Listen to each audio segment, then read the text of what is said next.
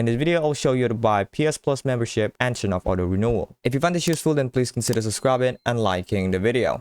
Alright, so if you want to get PlayStation Plus on your PS5, the process is pretty straightforward. But before we get started, make sure you're signed into the PlayStation Network account you want to purchase PlayStation Plus on. Your subscription is connected to that account, so make sure you're using the correct one before completing the purchase. You also need a payment method or enough money in your PlayStation wallet to pay for the subscription. So from the PS5 home screen, you can hover to the left. There is PlayStation Plus. You're going to select that. And here, if you hover down, you can choose the PlayStation Plus membership you want. So there is Deluxe, Extra, and Essential. You can see the benefits of each tiers. So for example, Essentials, you can get monthly games, online multiplayer, cloud storage, and share play. Extra, you can get game catalog, and Deluxe, you can get game trials. So choose the one you want. And if you press R2, you can switch the payment plan. There is 3-month and 12-month. But here, let's select 1 month and select Essential. There will be this message over here. Make sure everything is correct. And if so, you can hit accept. And now just confirm the purchase. Or if you select the 3 dots, you can also change the payment method. If you don't have a payment method added, you can add it first and just confirm the purchase